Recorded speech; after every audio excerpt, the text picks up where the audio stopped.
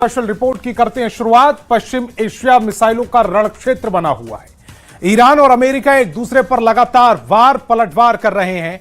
इस बीच अचानक से अमेरिकी राष्ट्रपति डोनाल्ड ट्रंप ने ईरान पर पिछले 13 दिनों से लगातार जारी हमलों पर फिलहाल ब्रेक लगा दिया है। लगभग 2 हफ्तों से हर रोज हो रहे हमलों का यह पहला विराम है। नए हमलों का प्लान तैयार होने के बावजूद ट्रंप ने सेना को नए स्ट्राइक करने से मना कर दिया। अमेरिका का ध्यान अब बातचीत की ओर बढ़ रहा है। हालांकि जरूरत पड़ने पर अमेरिका ने सैन्य अभियान को फिर से शुरू करने की पूरी तैयारी कर रखी है। ट्रंप का यह फैसला पेंटागन की मिसाइल रक्षा प्रणालियों को घटने, स्टॉक और क्षेत्रीय संघर्ष बढ़ने के खतरे के बीच आया। ट्रंप का मानना है कि बड़े पैमाने पर युद्ध शुरू किए बिना सैन्य कार्रवाई अपनी हद तक पहुंच गई थी। वो कूटनीति के लिए रास्ता बनाना चाहते हैं ताकि अगर बातचीत नाकाम हो तो कम से कम दोबारा हमले शुरू किए जा सकें।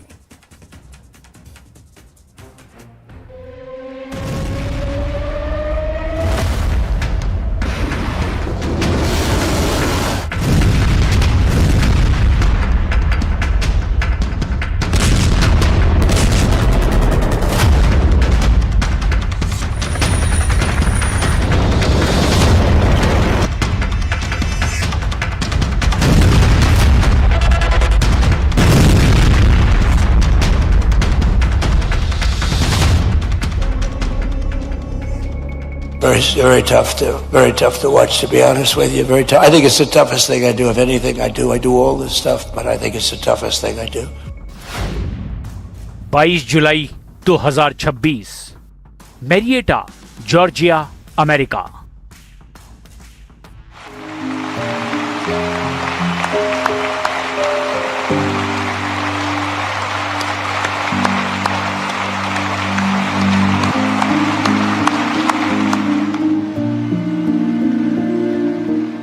ये सम्मान समारोह था। अमेरिकी सैनिकों की बहादुरी को सलामी देने का मजमा लगा था। लेकिन मंच पर ट्रंप का वही पुराना तेवर था। ईरान पर वही धमकियां, वही धौंस, ईरान को परमाणु ताकत बनने से रोकने का वही दावा।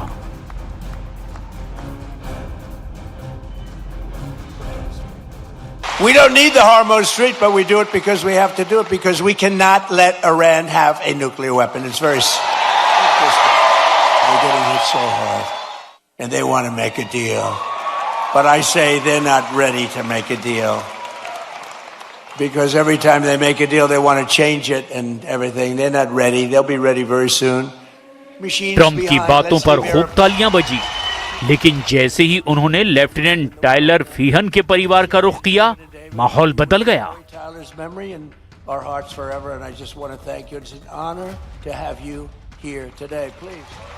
तालियां बजा रहे ट्रंप खुद इमोशनल हो गए, क्योंकि टायलर फीहन की फैमिली फूट फूट कर रो रही थी।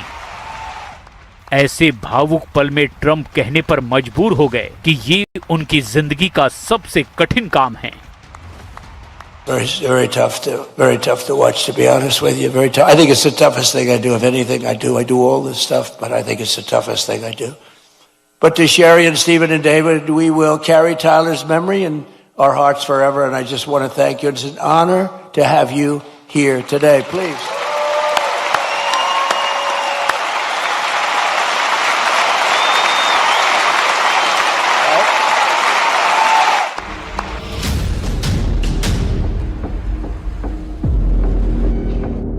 ये उस अमेरिकी सैनिक का परिवार है जिसकी मौत ईरान युद्ध में हुई है। खाड़ी युद्ध से अमेरिका में अब सैनिकों के ताबूतों की मात्रा बढ़ने लगी है। डेलावेयर के डोवर एयरफोर्स बेस पर पहुंचे 4 ताबूत इसकी तस्दीक करते हैं, और तस्दीक इसकी भी कि युद्ध बहुत टक्कर का है। अमेरिका जितने बम मार रहा है, ईरान उतनी ही मिसाइलें फोड़ रहा है। अमेरिका जितने जंगी जेट से हमले कर रहा है, उससे 2 गुने ड्रोन फाइटर से ईरान पलटवार कर रहा है। ईरान दावा कर रहा है कि अमेरिका से वो आंख का बदला आंख से लेगा। खाड़ी देशों में अमेरिकी सैन्य अड्डों को बमबारी करके दहलाने के बाद ईरान ने ऑयल रूट वाला हमला तेज कर दिया है।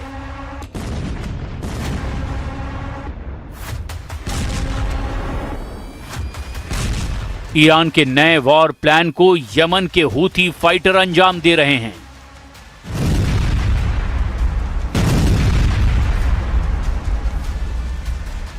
हूथी लड़ाकों ने सऊदी अरब के तेल जहाजों पर भयानक हमला किया, जिससे युद्ध का नया फ्रंट बन गया। लाल सागर में सऊदी अरब के 2 तेल टैंकरों पर अटैक हुआ है।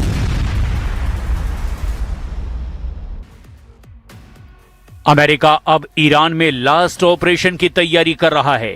यह ईरान के यूरेनियम पर कब्जे का मिशन है। ट्रंप इस मिशन में बम वर्षकों का इस्तेमाल कर सकते हैं। उन्होंने धमकी दी है कि जहां भी ईरान का यूरेनियम है, वो जगह अमेरिका के टारगेट पर है।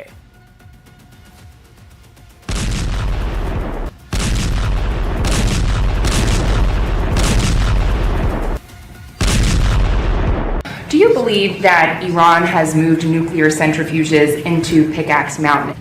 It doesn't mean anything unless they have the material. You're talking about the centrifuges. Yeah, it doesn't mean anything unless they have the material. They don't have. We follow the material. That's where the action is, and we'll be hitting that area probably pretty soon.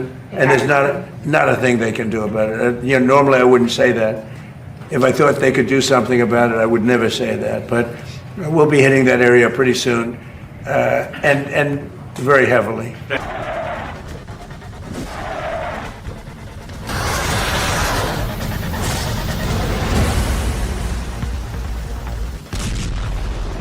ये सच है कि Trump ने Iran पर B-2 बम वर्षक से हमला किया।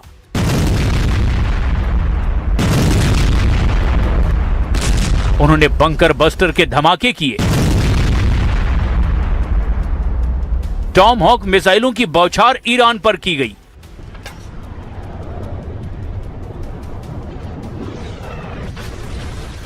High Mars से F-35 जेट से ईरान को पीटा गया।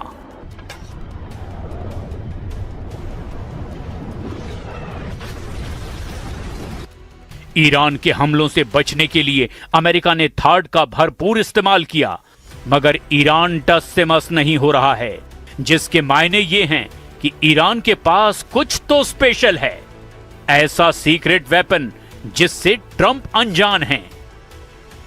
तो क्या है मुस्तबा के अंडरवर्ल्ड का वो सीक्रेट? क्या कोई कमांडर का दिमाग है, या फिर सुपर पावर से युद्ध की अजीब प्लानिंग? क्योंकि ईरान ऐलान कर रहा है कि अगर अमेरिका जमीन पर युद्ध में आया तो उसे कुचल डालेगा।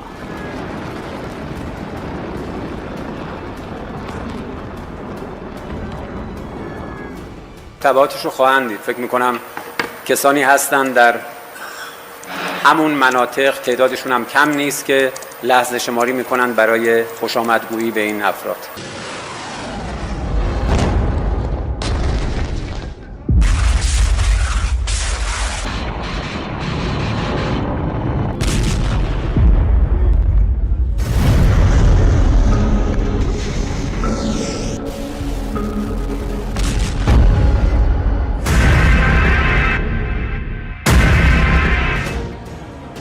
ईरान से ग्राउंड पर युद्ध में अमेरिका को लाखों सैनिक उतारने पड़ सकते हैं, और अमेरिका ये जोखिम अकेले लेने के लिए फिलहाल तैयार नहीं, क्योंकि डर ये है कि अगर मुस्तबा के अंडरवर्ल्ड में सुपर पावर फंसा तो वहां से निकलने का कोई रास्ता नहीं है। ईरान के सीक्रेट पावर को समझने के लिए फायज़े गफ्फार हद्दादी की खत्त-ए मुक़द्दम नाम की किताब के पन्ने पलटने होंगे, जिसके मुख्य किरदार हसन तेहरानी मुक़द्दम हैं। Commander Hassan Tehrani Moghaddam father of ईरानी मिसाइल प्रोग्राम कहे जाते हैं। तो क्या मुस्तबा ने तेहरानी को वॉर कमांडर बना रखा है, या फिर उनके दिमाग से युद्ध का रुख बदल रहा है? पहले कमांडर तेहरानी के तेवरों की कहानी, फिर ट्रंप से युद्ध में उनके फैक्टर का ब्यौरा। किस्सा शुरू होता है तेहरान के पास बिदगने सैन्य अड्डे से।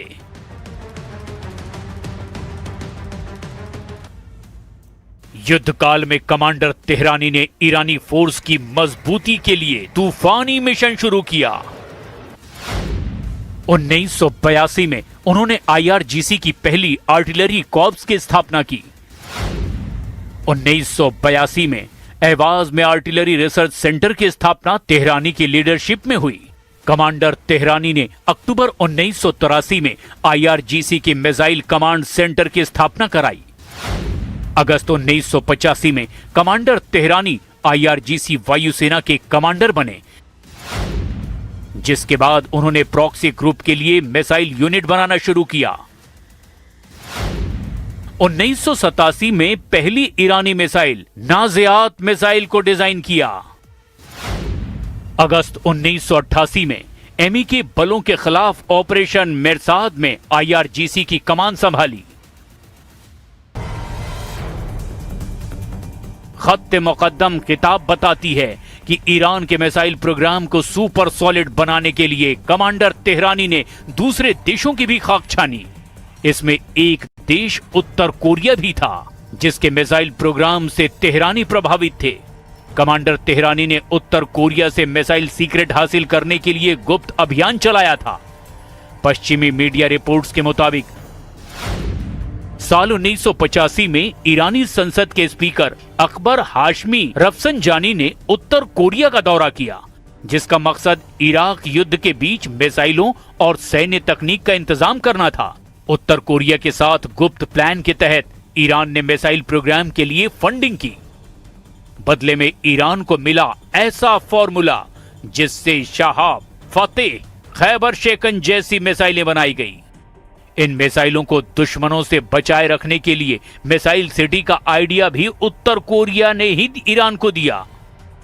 ये पूरा प्लान कमांडर तेहरानी ने बनाया था। इराक से युद्ध के बीच ही उत्तर कोरिया ने ईरान को मिसाइलों की सप्लाई शुरू कर दी थी। जून 1987 में भी ईरान उत्तर कोरिया की $500 मिलियन हथियार सौदे की रिपोर्ट आई थी। जुलाई 1987 से उत्तर कोरिया के स्कड-B मिसाइलों से ईरान धमाके करने लगा था।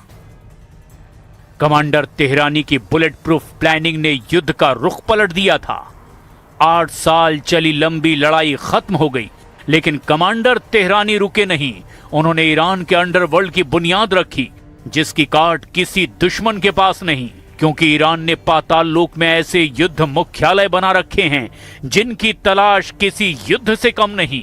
पहाड़ों में, रेगिस्तान में, बंजर बियाबान में बने ईरान के गुप्त सैन्य अड्डों की ये भूल भुलैया सुप्रीम लीडर मुस्तफा का अंडरवर्ल्ड है।